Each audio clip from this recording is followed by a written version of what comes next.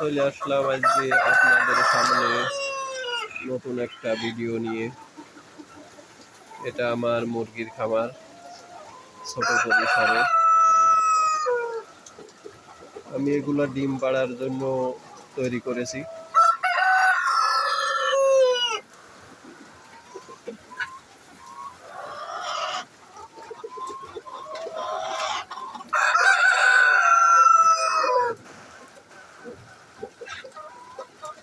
আপনারা কেউ বাড়ির আঙিনায় অল্প পরিসরেও এরকম মুরগি পালন করতে পারেন।